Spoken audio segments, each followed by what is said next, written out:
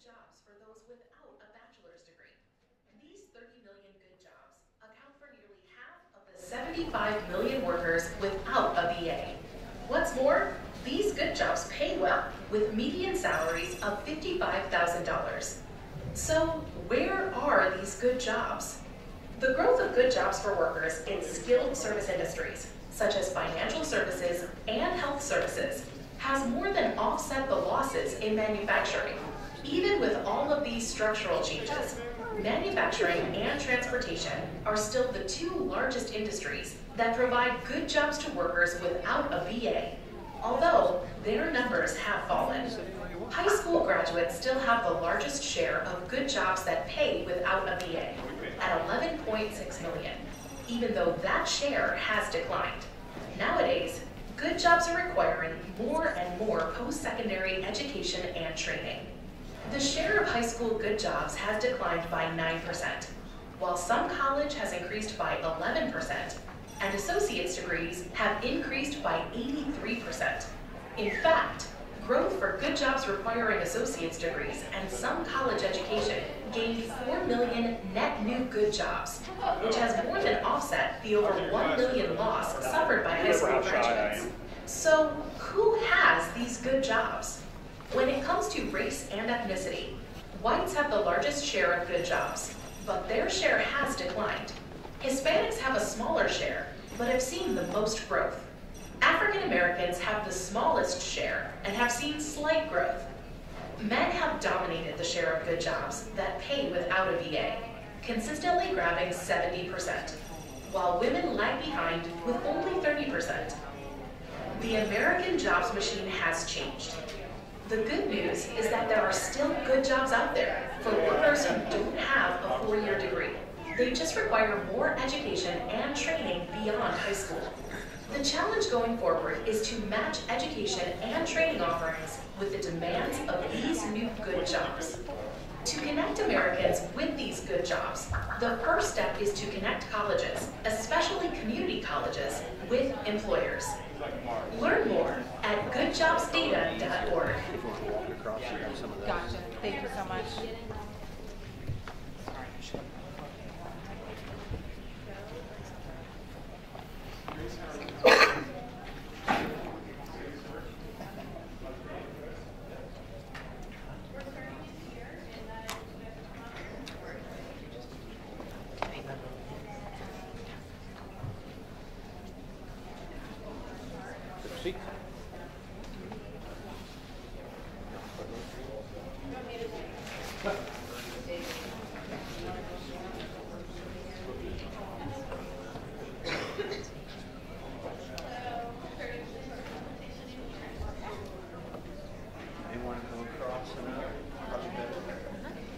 Right this way, if you want. It might be some seats over here, ma'am.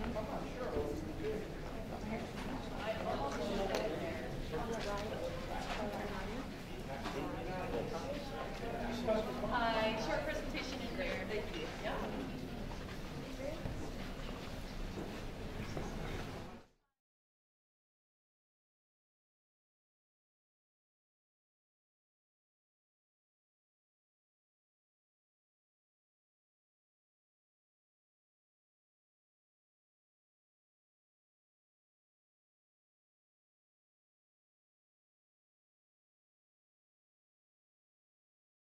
Perkins, and I am one of the assistant principals at Center Grove High School, and we would like to thank you all for taking time out of your busy lives to come in here and spend some time with us.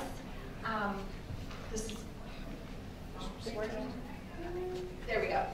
First and foremost, we'd like to thank Andres Hauser and Brandon Ferguson for, again, hosting this event for us. And we'd like to take a few moments to recognize the people who make this event possible. Aspire Johnson County, Anderson Hauser, Franklin Rotary, Central 9 Career Center, especially their instructors and their students. They've been really helpful for us throughout this process. Eddie Small, the C9 CTE innovator, and their students, especially their visual communications program. They're going to record all of this and hopefully stream it for other people who couldn't be here because of the potential weather that's coming. Johnson County High School counselors. And this night really wouldn't be possible, and actually a lot of this wouldn't be possible if it wasn't for Tammy Walker, who we're fortunate enough to work with at Center Grove High School, and she is our career and technical education specialist, and we're very grateful that she's a part of our team. Okay, so why are we here, and why did we ask all of you to be here? Is because what we've come to realize is that there is more than one path to success out of high school, and it doesn't necessarily have to come with a four-year college degree. The average cost of a four-year college degree is approximately $92,000, and the class of 2016 left college with approximately $37,000 worth of college debt, and when they got out, the first job they got was $48,000. So what we want to do is bring awareness to other job opportunities and other potential opportunities and avenues and pathways to success that exist beyond just your traditional four-year college experience.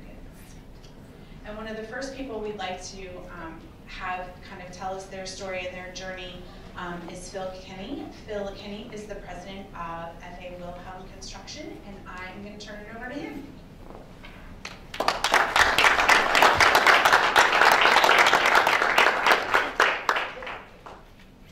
Good evening, and thanks for being here. And as the father of 5 children, I'm glad to see all the parents here that are concerned about their children's future. That's great to see.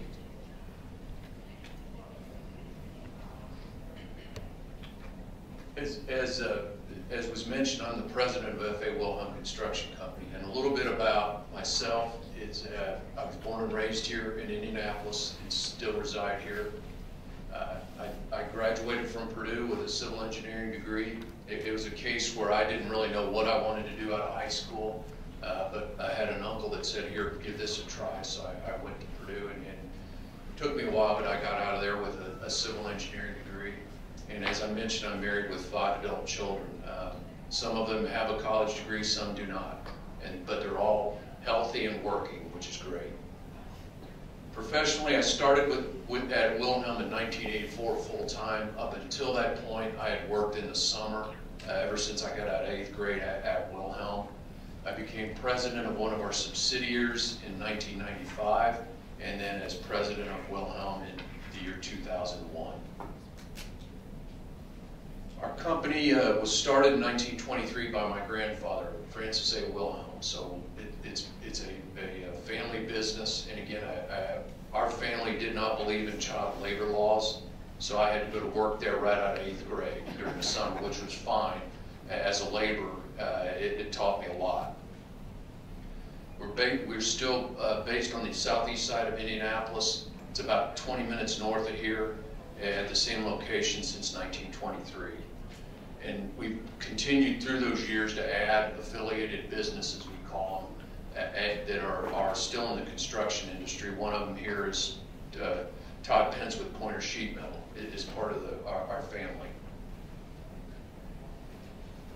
I always say since 1923, as Central Indiana and Indiana have grown, our company has 2, and in last year we had revenue of just under $900 million, and we have about almost 2,500 full-time employees spread throughout mainly Indiana, into Ohio, Kentucky, and Illinois.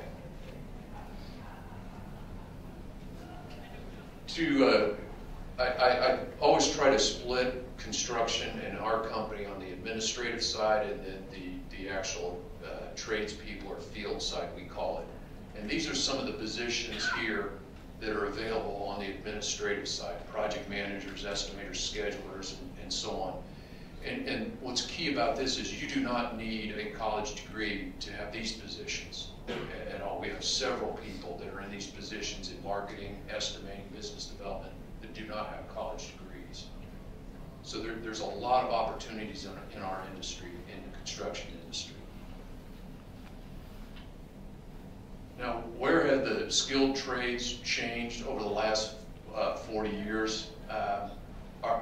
The construction trades, contrary to these young guys here to my left, our trades have gotten older.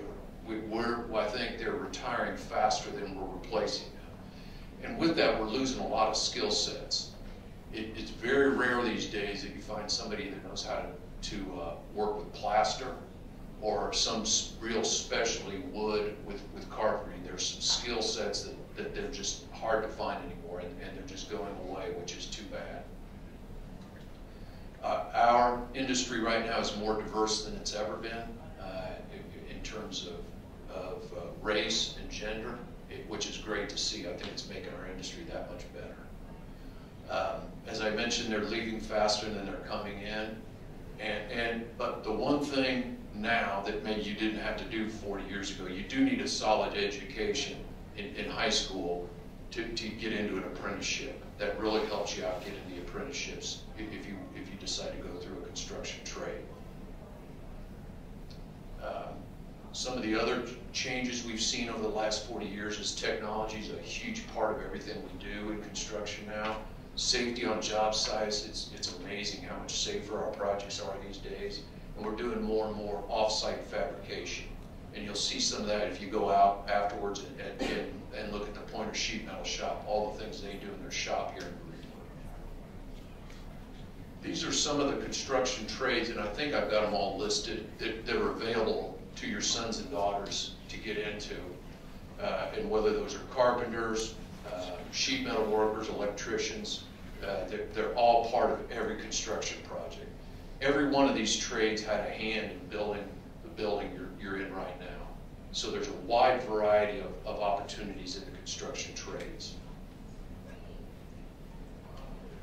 Some myths about the trades that I want to dispel, that you have to be a white male. As I mentioned earlier, that's our industry is more diverse now than it's ever been. It used to be you had to be a family member to try to get into a trade somewhere, and that's gone away.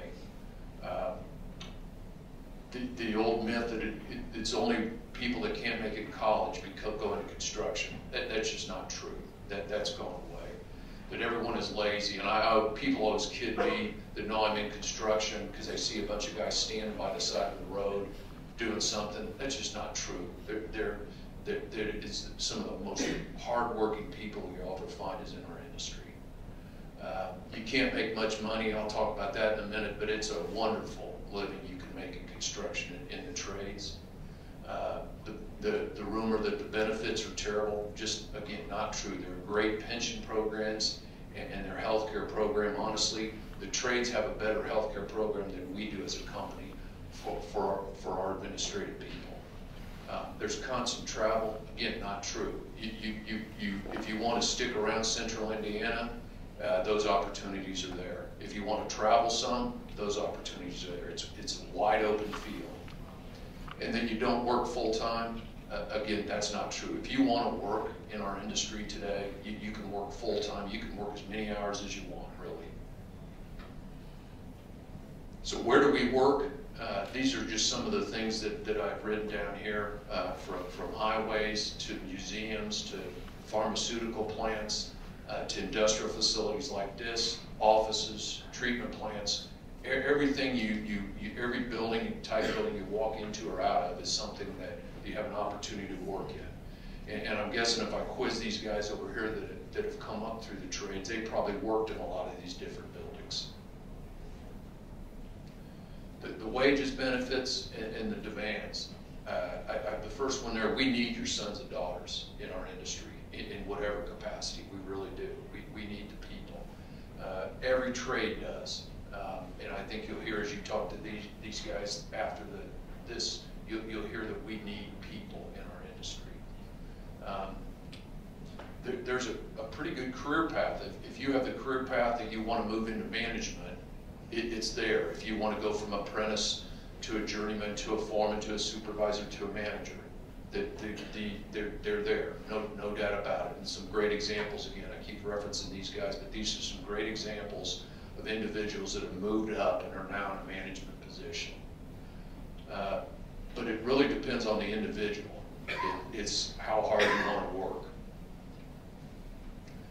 The current wages, these are for a journeyman, and a journeyman is really after you finish your apprenticeship, you become a journeyman. It can range from $25 to $35 an hour.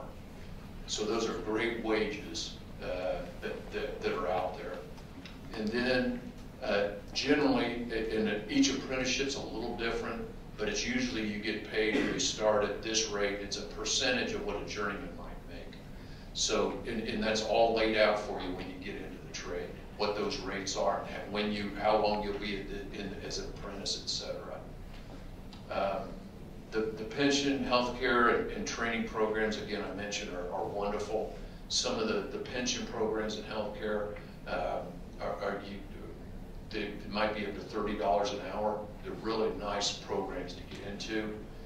And I always say there's several W-2s that go out of our office every year that are well over $100,000 in just wages. Now that's a lot of hours to work, there's no doubt about it, but the opportunities are there to make a lot of good money and a great wage. Here's some traits I came up with that if you're thinking of getting into construction, that in my opinion are required. You have to be hardworking. You have to be able to work hard. You have to be on time. If the job starts at 7 in the morning, you have to be there a few minutes early to be ready to go to work. On most jobs now, in most places we work, in most crafts, you have to pass a drug test and an alcohol test. There are some places we work now you have to even pass a background test, a background check, but you know that before you go into the facility. You have to be able to work with others. It's rare that you're by yourself working or doing something, so you have to be able to get along with people. There may be a need. You may be working in Greenwood today. You may be sent to a job in Lebanon tomorrow. You may be back in Indianapolis the next day. So it's generally, again, your decision, but you can travel a little bit like that. You have to be adaptable. You have to be, because you might be working in a basement in a building in Greenwood, and the next day you might be 300 feet up in the air on a building in downtown Indianapolis. So you have to be able to adapt, whatever it might be. And you need to want to learn. Our industry is constantly changing. I mentioned technology a few minutes ago, and we're constantly changing. And that need for an education or wanting to learn is critical if you want to get ahead and be successful in our industry. And you have to work indoors and outdoors. It's not something where you can. It's rare that you can go and be indoors on a job year-round. You might be working outside on a day like today. But again, you really know that before you get into the various crafts there. And these guys will tell you the same thing. You got to go into it with your eyes wide open, and they'll tell you when you decide to get into apprenticeship, whatever the craft might be, what to expect. So to summarize, it's very, very rewarding industry. It's for myself or anybody in construction, it's a great way to earn a living and raise a family. There's really a low cost of entry. It's not like you've got to go into a big debt to get into construction at all. So it's very inviting in that way. You get to see the results. It's pretty neat as you drive around Indiana or wherever you live to see some of the buildings you actually worked on or you built. It means a lot that they're standing and you had a part in that. There are a lot of variable opportunities, and what that means, you kind of pick your own career path. If you want to go the management path, that's open to you. There's all kinds of opportunities in the type of work you want. If you want to work out of town for a while, you can do that. So there's a lot of opportunities that vary by project and by craft. You get to try new things, whether it's technology, whether you go into a pointer sheet metal shop for a while, whatever it is, you get to try new things. It's a great income, as I mentioned, great benefits, and you really can take a lot of pride in what you do. And there's really unlimited future. It really bears a lot on yourself, how hard you want to work and take the opportunities that are given to you. So that's just an overview from the construction side on as an owner of a business. So I want to thank all the parents here. This is pretty neat that you're here involved in your children's futures. That shows you're really concerned. So thank you for this evening.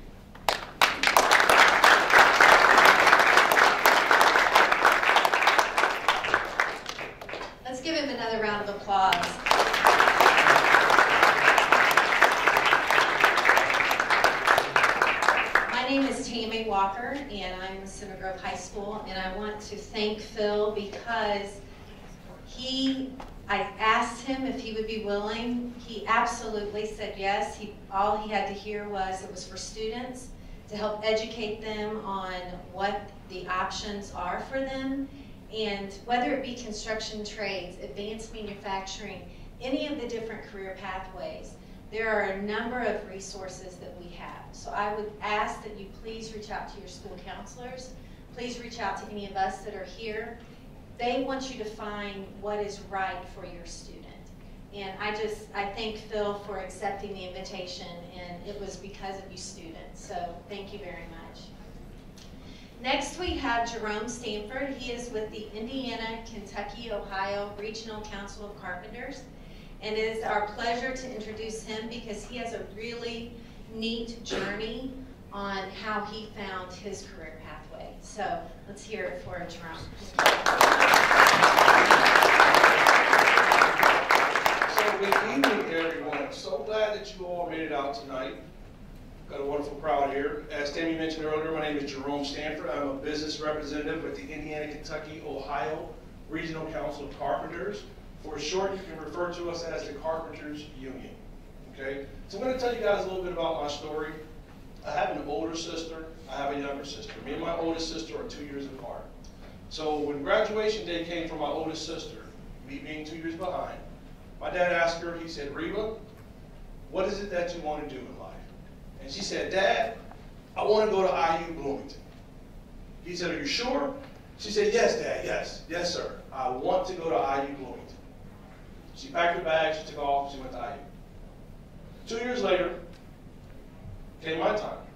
My dad said, "Jerome, game time, what do you want to do?" I said, "I want to go to IU. I want to go to IU Bloomington." He said, "Jerome, are you sure you want to go to IU Bloomington?" Yeah, I want to go to IU, yeah. I want to go to IU, Dad, yep. Packed my bags, took off, went to IU. Spent 5 years down at IU, graduated with a C+ average. Don't judge me. Took me 5 years to do it. But when I graduated from the IU Kelley School of Business with a finance degree. I obtained my first job with the Hartford as a financial advisor. Some of you may be familiar with that company.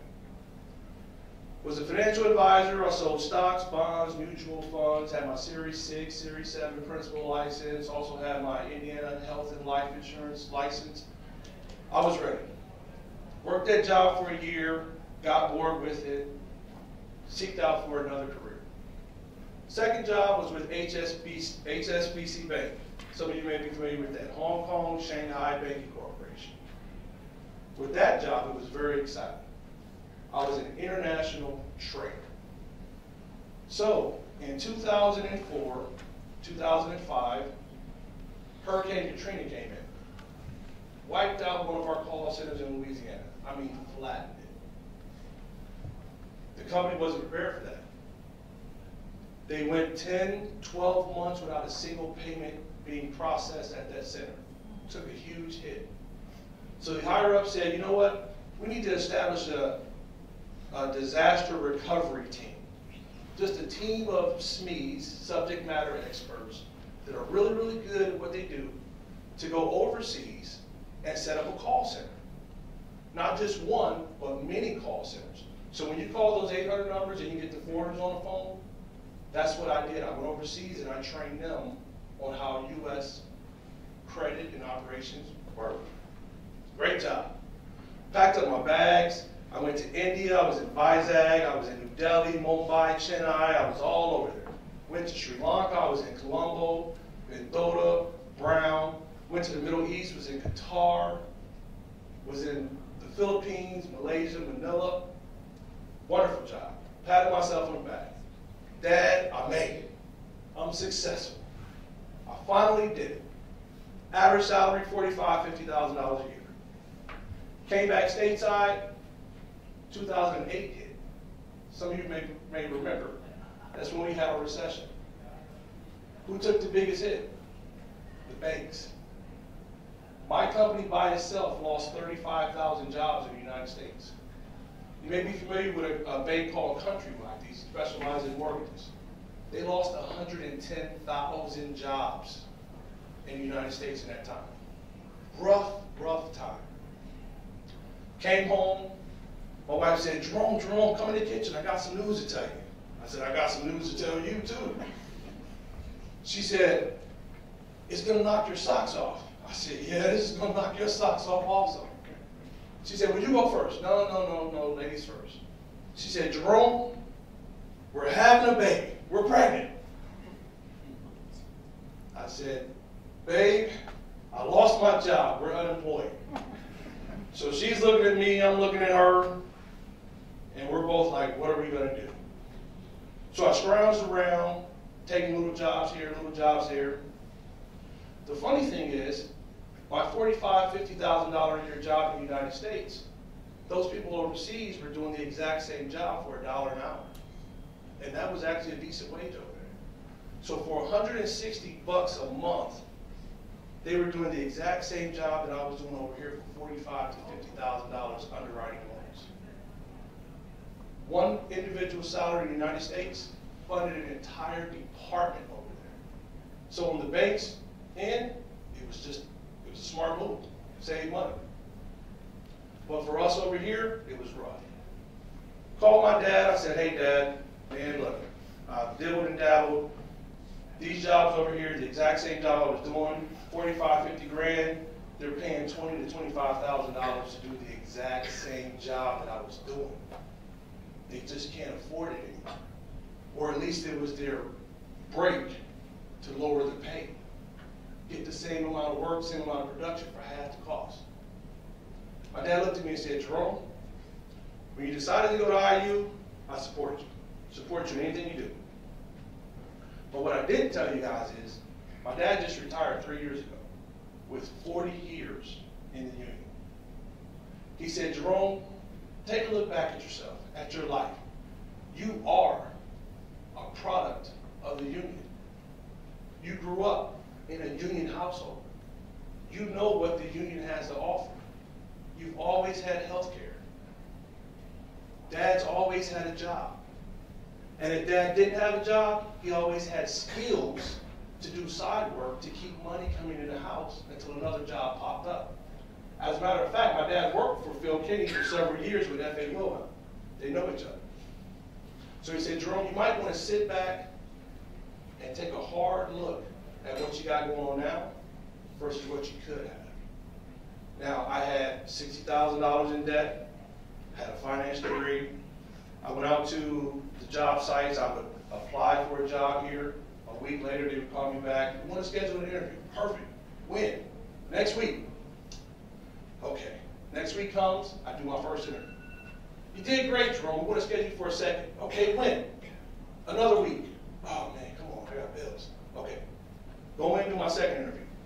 Jerome, great. We want to bring you in for a third interview. Okay, when? Another week. Man, it's going to be a month here soon, and I still don't have a job. That final interview, you know what, Jerome? We're going to go with another candidate. You did great. Back to square one. Enough was enough. Signed up for the apprenticeship program. It was a 4-year program. Received an associate's degree in applied science through Ivy Tech. Instead of $60,000 at IU Bloomington, it cost me $400 through the Carpenters Union.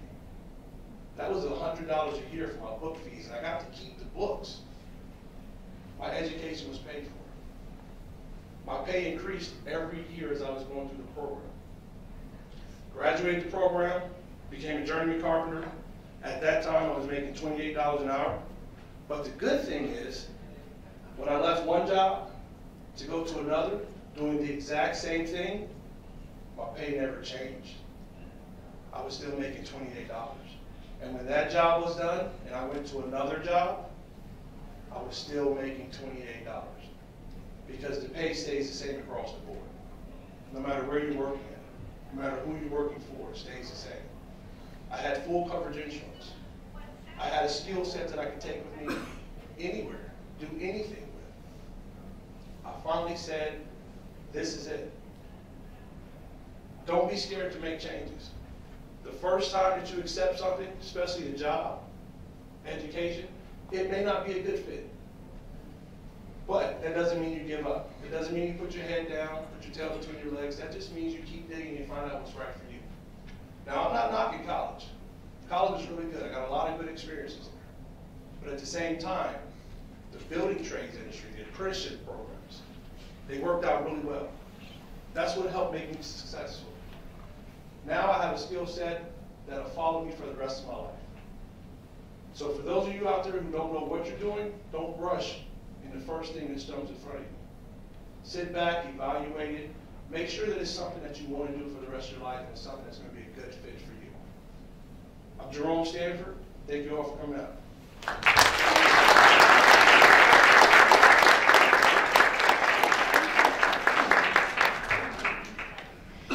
Let's give, we'll give Jerome another round of applause. Thanks for coming. Thank you for sharing your story. So we have another story for you tonight.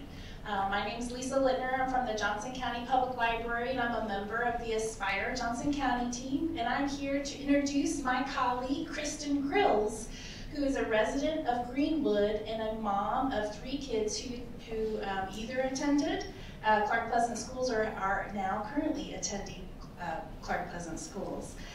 She's the head of the marketing and communications department at the library, and she's here to tell a mom story. Kristen Grills.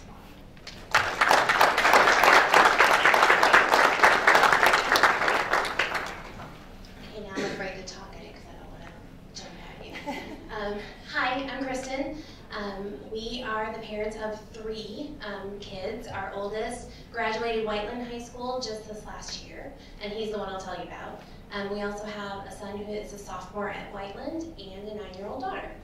So I am a college graduate, went to 4 years of college, have a bachelor's degree, have some certifications. My husband's the same. We met in college. We took that path. We listened to all of the people in our lives in the 80s and 90s that told us that the only way to have a secure future was to go to a 4-year college. And so if you could go to college, that was good, but if you could go to a university, that was better.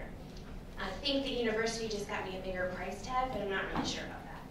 So graduating and then marrying a graduate of the same university, we ended up having over $40,000, probably closer to $50,000 in college debt. And all of the tales that they told us about 6-figure incomes didn't really translate to Central Indiana in marketing and in writing. So we started at quite a bit less than that. As we had kids, the same story, you know, grow up, get good grades, get accepted to college, go into a lot of debt, and have a good life. But that started to change a little bit when our oldest got to high school. He's a good student, you know, AB average, interested in all the activities, very busy kid. He thought he was going to be an architect.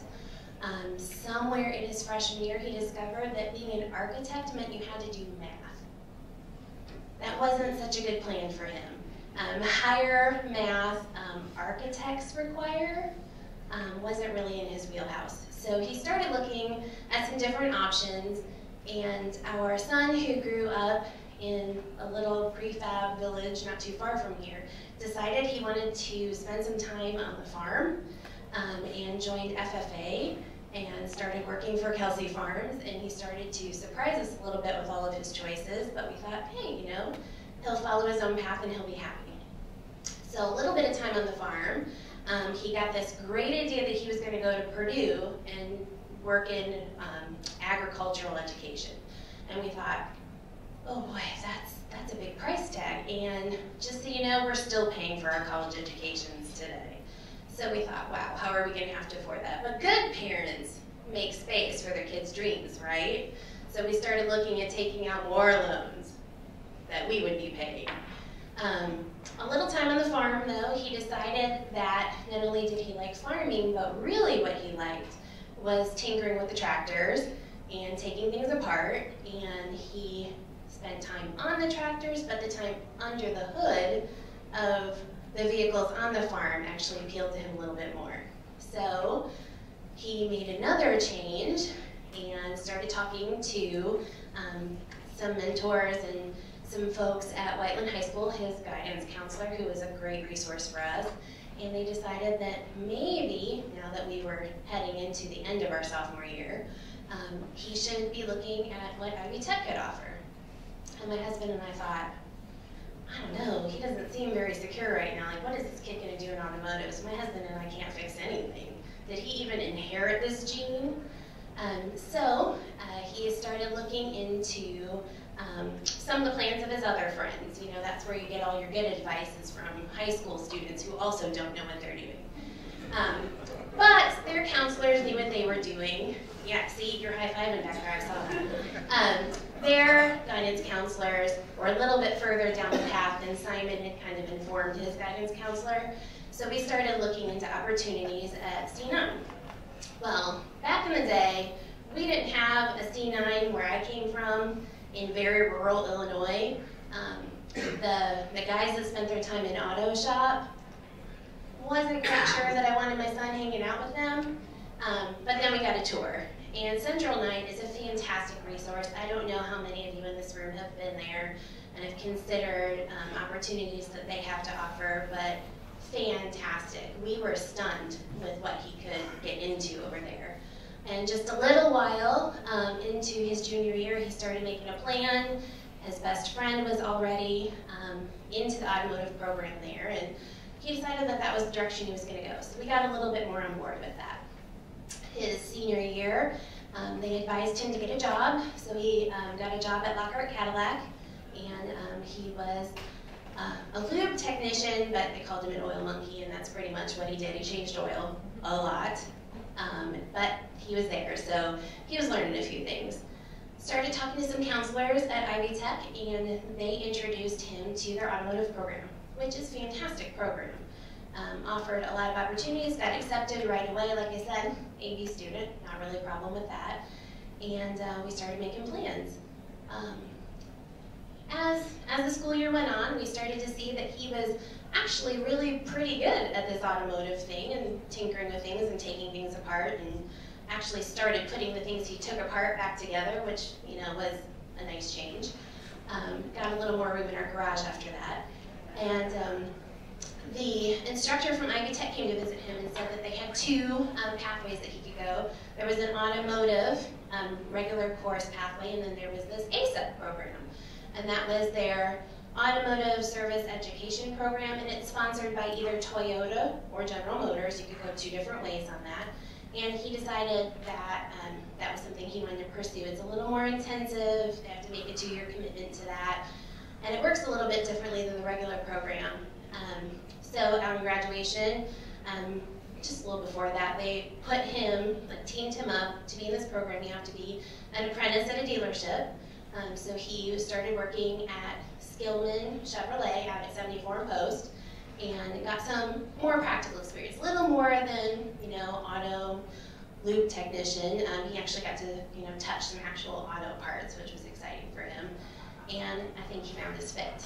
So we started into the school year. He goes, it's an interesting program there. It's up on Washington Street downtown, and it looks like a derelict industrial building, but inside it's pretty interesting. They've got a full state-of-the-art garage because they're sponsored by both GM and Toyota. They have the latest vehicle models. They have all of the latest diagnostic equipment. They have master technicians there that teach them, and he is now making almost double minimum wage. He goes to class Monday through Thursday, about 9 weeks at a time, and he's in the classroom there, like some book work, and then mostly in their lab, which is really this garage. And then the next 9 weeks, which he's finishing up today, so he's starting into his next 9 weeks, he works out at Skillman. He works 40 hours a week. He is able to do everything from a little electrical work all the way to tearing down a transmission, which is a little weird that, you know, the kid that used to leave Legos in my living room is now taking other people's transmissions apart. And thankfully that's not on my insurance, because that makes me really nervous. But he's got a great future ahead of him. He is, in this program, he's guaranteed employment, which, any of you who went to college like I did, you aren't guaranteed employment. He doesn't have to look for a job. He's working a job that's going to take care of him really well. If you know anything about Ivy Tech, he's not going to be very much in debt at all, just a couple $1,000s, and he'll be able to pay that back right away. So if you're considering automotive services or any of those trades, they're really more surprising than you would imagine. He's got a great future ahead of him, and he seems to be really happy, and we couldn't be more pleased with what Central 9 and Ivy Tech did for us.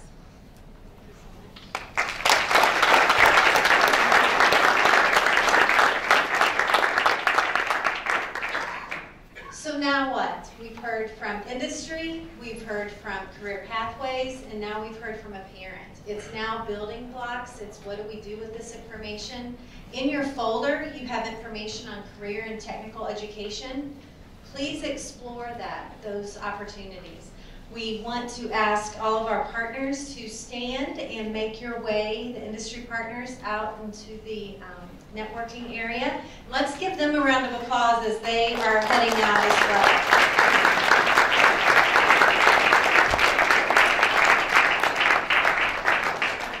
We're going to make our way out into the area, and there's refreshments out there. You can pick up a water once you get out there.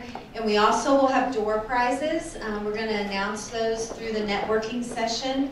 But I would just ask that you please go around to every one of the members that are out there. They've taken their time to invest in you. If it's not a right fit, they will tell you. But it will open your eyes to many of the things that you can do in your high school. There's many career and technical education classes that you can take, so please use this opportunity, and I just thank you so much for coming. The door prizes that you can win, and we also have refreshments that have been donated by the Rotary Club. I want you to mark on your calendar Wednesday, April 10th. Especially if we have any seniors, we are going to have a career fair for them with jobs that are available, and then also for recent grads. So you'll start hearing some information about that in your schools. Please pass that information along to anyone that you know that is needing a job or looking for employment even over the summer or for a career.